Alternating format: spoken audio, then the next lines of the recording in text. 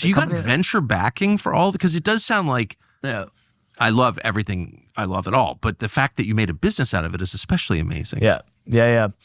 That's been a journey. And again, like, I don't come from this world. You know, I was living in Bali before we started this thing. And Brian, Aaron, Scott, my co-founders, like, we all did this stuff together. We didn't think it would get this big. We got a lot of no's. And like, the slogan of what our app essentially was invest like a politician. So like, if your app says invest like a politician, how big can that thing actually become? How popular can that actually be? Turns out it can be very popular, because not only are they good, it's also the perfect way to highlight the hypocrisy. Because it's like, what better way to highlight the hypocrisy of politician stock trading than to literally build an app to invest alongside that hypocrisy? And then next thing you know, you got ABC News talking about us. Elon's retweeted us. Major thanks to you. This is the first time we've ever had a long form conversation about this. Our app when we launched it, we were number 2 in the App Store. No way. The whole thing blew up right before our very eyes. Yeah. And the Pelosi tracker was a great part of that. But we have much, much bigger, much broader ambitions. And that's where the venture-backed part What's so cool is that, so you built a whole business mocking and simultaneously profiting from the corruption of politicians, but you're at the same time calling for an end to it.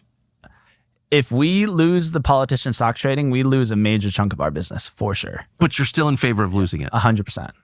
100%. Because our mission is to instill trust back in the institutions. And I'm not an expert at this topic, but like, the way that we see it is knock out the politicians. And this is all through Autopilot. Autopilots are like our slogan in the broader when we pitch investors. I love the name, by the way. Yeah, I know. Put your money on it. It's to redefine money management.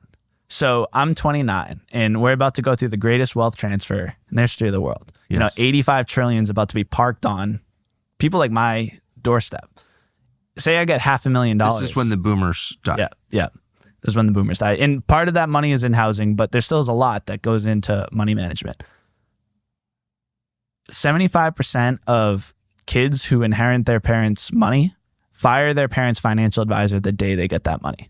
So now you got a kid who has $500,000 parked on his lap, fires the financial manager because it's like, who the heck are you? And now they have to make the decisions of, how do I invest this money? Do I do it on my own? Do I do it through a Google search, pick the top financial advisor? Do I do it through a friend?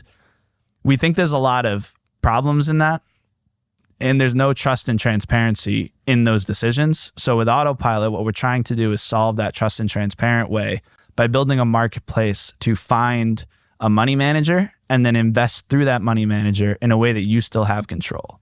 And I think like what you said earlier, and I'm sorry for rambling, but no, I love it.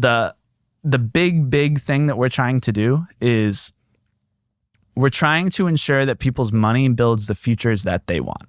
And I think in 2030, 2035, 2040, this is going to become a bigger and bigger thing. And a good example of the early inklings of this is this, whether it's conspiracy theory or not, you know, we'll see what happens with it.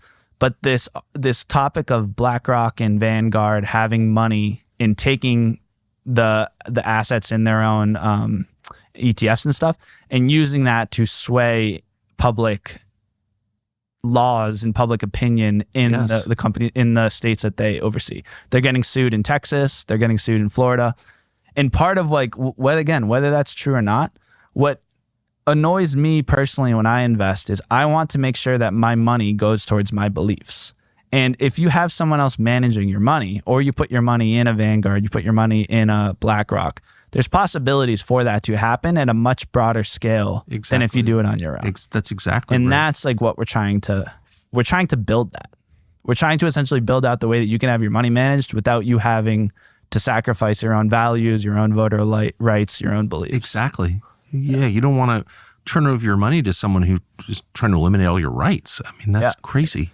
It's contradictory. And it works for both sides. Like for me personally, pro-America, I don't want any dollars invested in Chinese stocks. No. And like, if I have, you know, maybe a couple $100 if you're trying to swing an Alibaba, but if like you got $500,000 in a retirement, I don't want any of that invested in Alibaba, because inherently you are funding a future where Alibaba succeeds? Like, do you want that?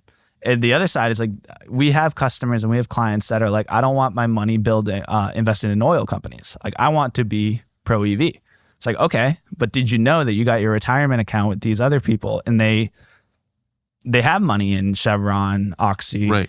Things like that. That's like what we're trying to solve and trying to build to. And again, it all starts with just trust.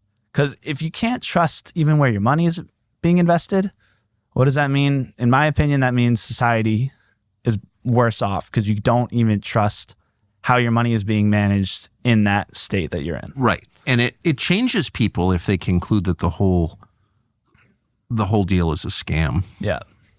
I live a lot of the year in a really rural area, and my whole life, no one I knew ever took any government benefits because the idea was that we're like proud, working class people were not doing that. And then the state brought in all these immigrants from Africa and gave them everything, houses, phones, airplane tickets, food vouchers, free medical, just these are immigrants getting all this free stuff. And everyone in the town where I am, which is very few immigrants or people, not everyone, people I knew were like, wait a second, I served in the military. I've worked, paid tax my whole life. I've never gotten anything from the government. Screw it. I'm putting in for any benefit I possibly can. And it it's easy for me to disapprove because I'm rich. So it's like, I don't have to do that, but I got it. Yep. It's like they all of a sudden realize, people who've lived in this country their whole lives, did a lot for the country. I would argue they realize the whole thing's a freaking scam, so I might as well get in on it. If you have that attitude, man, things fall apart like that. Look at COVID. Exactly. Yeah. Happened with all the COVID loans. The PPO stuff or whatever. Yeah, Pelosi was a big part of this too. The PPO. The PPO with the employees. Yeah. So there's documents. So Pelosi owns a hotel up in Napa. I think it's a hotel. Yeah. And she has had this one property that has made $100,000, lost $100,000. And you all have to file this every year. And in it, you have your income. Made $100K, lost $100K, made $100K, lost $100K. The year that COVID happened, they made $5 million plus in profit. So how do you go from, and this is income. This isn't necessarily even just like it's not necessarily loans or anything. This is income.